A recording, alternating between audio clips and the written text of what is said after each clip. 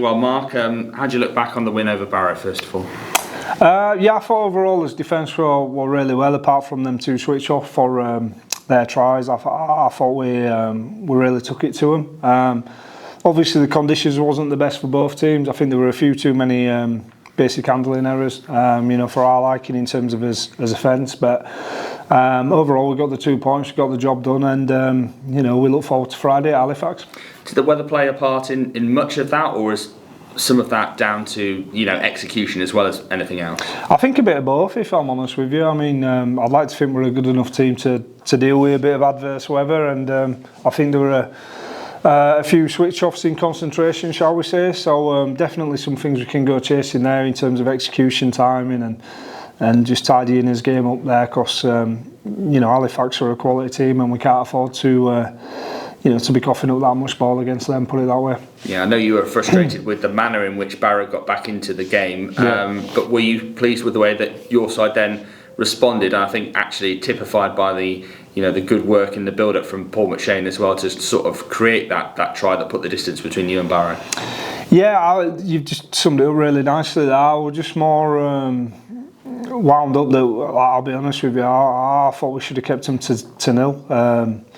I just thought there were 2 soft tries, and it gave them a bit of an inkling of hope, didn't it? I don't think I felt we were going to lose the game without sounding disrespectful. I just felt that it was a bit of a wake-up call for a few of our lads, and listen, there's some quality in the ranks, as you said. That were a nice set move that we got that try off. But it were more, as I said, there's a low we need to go chasing to make sure that we get to where we want to be.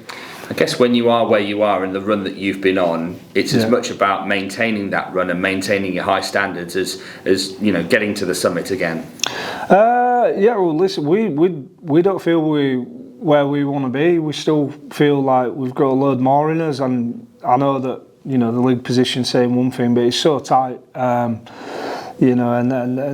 we've just got to keep on demanding the better version of what we want to be, and the good thing is the lads are really on board with that. They know that there's more in us, they demand more from each other, we're going to demand more from them, and we're just going to make sure that come the end of the season we've given it everything we've got. I may have asked you this before, but in terms of winning becoming a habit now, that 12 in a row, excuse me, how do you kind of stop complacency creeping in, as maybe we saw a hint of with Barrow, but against better teams you're going to get punished? It's just a case that just making sure that you highlight them wake-up calls. As a coach, you're always chasing perfection, you're never going to get it, but you're always aiming for that. And I think the biggest thing for me is just not getting too carried away with all the headlines that you've spoke about there. Like, each week presents a different challenge. When you're top of the pile, everyone wants to take the aim at you, don't they? And that's got to inspire you to do better, and make sure that you're showing everyone why you're the top of the pile, so that you stay there. And it's a challenge that we want to embrace. It's not one that we shied away from. It's a privileged position to be in. I think if you ask any team in the league, they'd want to be in this situation. So we've just got to embrace it and make sure that inspires us to do more and want more and be better. It's as simple as that, really, for me. I'm sure you'd rather have that pressure, but is the pressure different now, being top of the pile and being chased or being shot at, rather than necessarily being the one that's doing the chasing? I suppose it is, but pressure's whatever you make of it, isn't it? Like, for me, I've always seen pressure as a privilege, because people expect things from you.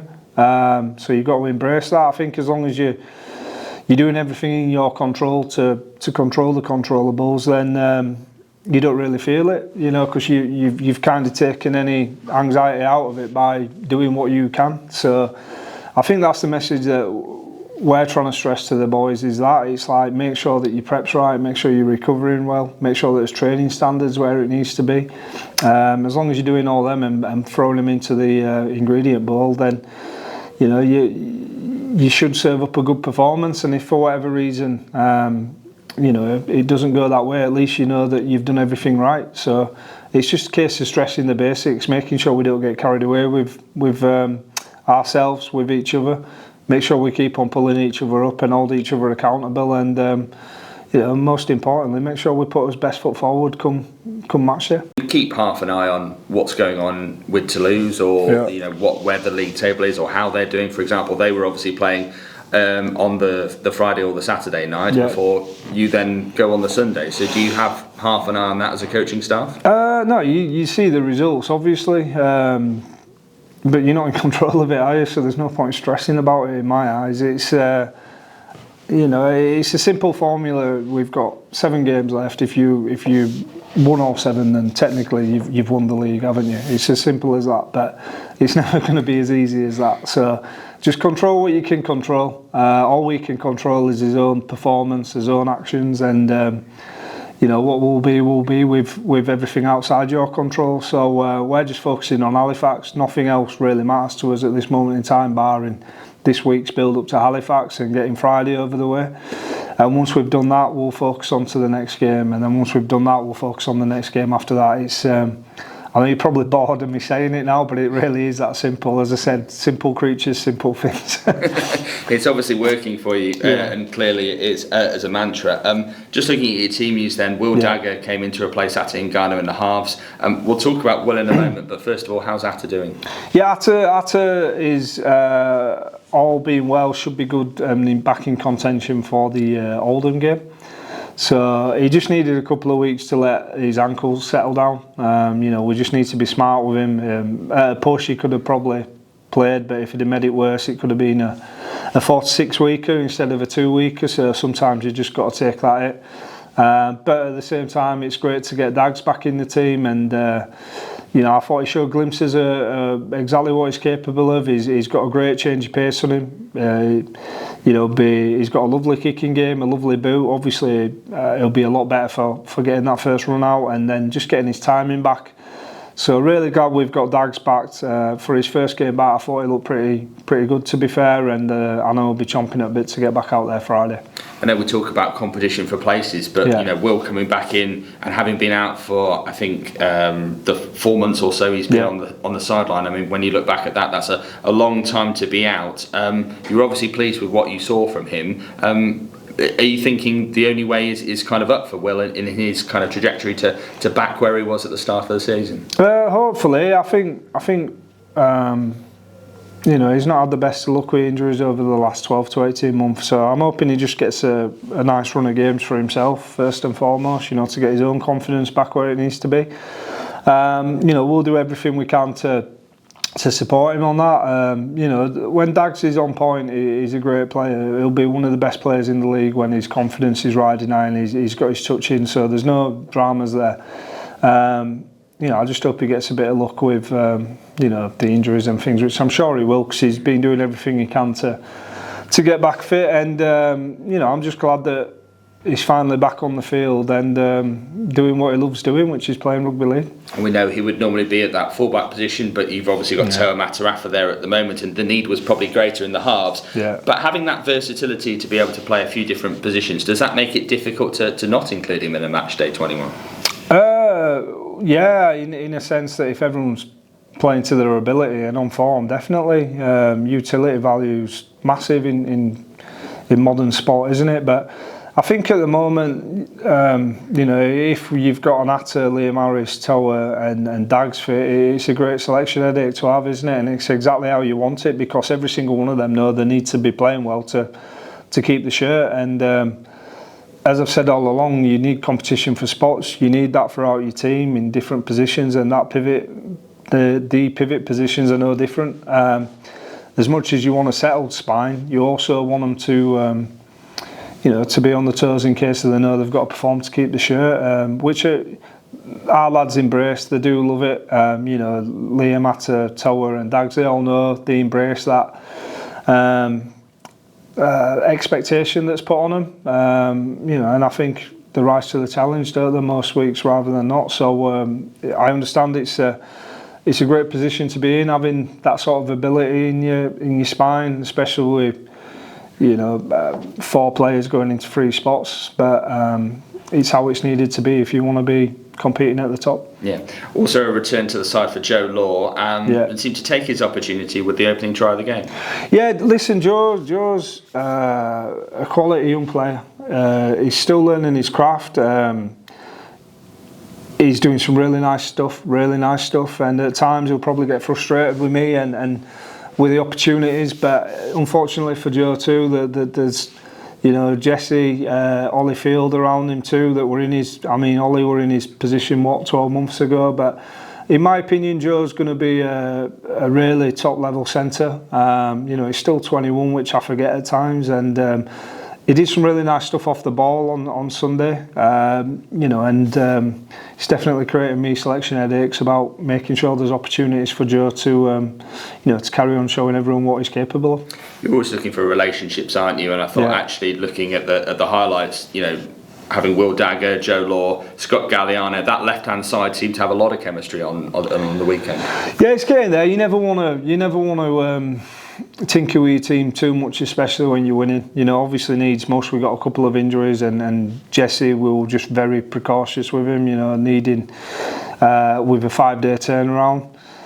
Jesse could have probably played. We just felt it was a smart thing to do to rest him. So you try to keep your team as settled as you can, you know, so they can build them connections, and that happens on the training field as well as on a game day. And yeah, it's definitely going to cause me a few selection headaches, but as I said, I'd rather have these sort of headaches than the other ones, put it that way. His niggle or injury, is that a flare-up of the hand that he had a couple of weeks ago? No, it was literally as simple as he just felt a bit of tightness. And with us playing Barrow and Halifax within 5 days, bearing in mind what I've just said about offering opportunities for other players, I just felt, you know, we had the luxury of giving Jesse, you know, a bit of time, an extended recovery period, just so he felt fresh. He's trained fully last night, and it gave other players an opportunity to play. And you know, as I say, it's a good position to be in as a coach. Have you got any other concerns going into Halifax, either from the weekend or, you know, players on the cusp of returning? Or no, Bailey Antrobus is coming along nicely. I think he's the end of July and he's back in contention. He's been training the house down. I'm just trying to think if there's anyone missing now. Jesse's back fully fit. Atta should be fit next week. Apart from the long-term injuries we've got, that's pretty much as it were. So it'll be as you were. And as I say, you know, we're expecting a very physical affair against Halifax at Odsal on Friday night. Being a shorter turnaround with Halifax, obviously you've said some of that has been factored in with last week's team selection, and obviously looking ahead to this week. Do other things change in terms of your preparation? Will you have lighter days towards the end of the week, or will you adjust things? Yeah, there's not really too much you can do training-wise in terms of you know, getting after it too much on 5 days, because the main thing is getting recovery right and making sure players are as fresh as possible. If you're on a 7-day turnaround, for example, normally you play the Sunday. Tuesday's a bit of a lighter session, you know, making sure everyone's getting over the bumps, bruises and feeling human again, and then you can kind of get 2 quality sessions in on the Thursday, Friday. When you're on a 5-day turnaround, it's mainly just freshening everyone up and then going straight into your team run on the day before and making sure you get your detail on how you're going to be playing against whatever opposition it is. So, you know, Halifax they'll be wanting to keep their run going. They've obviously gone through a bit of a blip and then got two good wins against Toulouse, and then obviously a real hard-fought affair against Batley on Sunday. So they'll be a lot better for that. They'll be battle-hardened, and we just need to make sure that you know, we put our best foot forward and we keep that sort of defence that we showed on Sunday, and you know, don't cough up as much easy ball, and we're looking forward to it. There were maybe a side at the start of the season that had surprised a few people. I know at the very early stages they were sort of leading the pack, and they had a spell where they were unbeaten. In that run, you ended up beating them in the 1895 Cup, and they ended up beating you early on in the league campaign as well. Did they surprise you at the early stages of the season, just how different they looked as a team under Carl Eastman?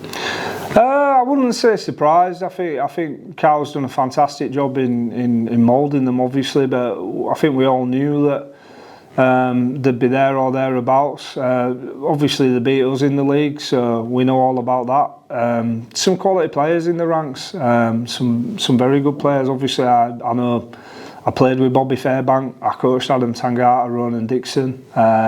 If you look at the back five, there's some quality out there. I think Saltonstall and Crooks on the wing, and then they've just got some good players throughout their ranks. So we know we're going to have to be on it. I know that Hansen didn't play the other week, but Hansen plays that traditional scrum half role for him. Then you've got, Jouffre and Saltonstall playing off the back of him. It's a quality spine, so you need to make sure that you're on point. So we're expecting a real tough affair, but I don't think they'll get anyone by surprise. And I remember last time we played them in the league, they threw a young kid in from St Helens, didn't they? Young George Whitby that none of us knew too much about, but. I think if he's involved on Friday, because I know St Helens haven't got a game, I think we'll know a bit more about him now, put it that way. Also playing at Odsal, and we've spoken before about the fact that the pitch is slightly smaller, and then you've got so much speed on the wings. Is that a factor? Will it be a more physical game as a result? Yeah, I think. Listen, they've got some physicality on their wings as well.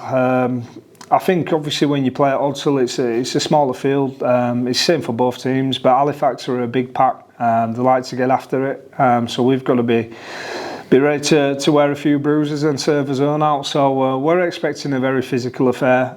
Especially, I'm not sure what the weather's going to be like. Says it's meant to be starting to dry up, but you never know, especially around that part of West Yorkshire. So.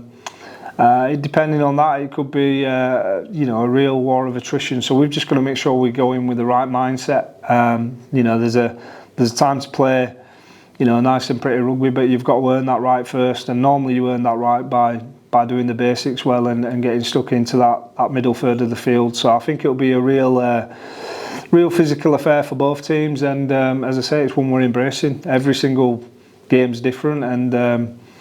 No doubt this will serve up another decent game for us all. Being a shorter week this side, have you already looked at what you end up doing the Saturday and Sunday the other side? Do you give, for example, the players the carrot of keep the winning run going, and we can look at some rest days, or do you plan that in already? Or I don't think it's a carrot as such. I think it's just using your smarts. I think obviously we don't play again until the following Sunday, so if you've had 2 games in 5, naturally there's going to be an action and consequence. The action is 2 games in 5. The consequence is you're going to have a lot of tired bodies. So I think giving people a weekend off will freshen everyone up, and then you can attack the new week, hopefully with a little bit more freshness, not only physically but mentally as well.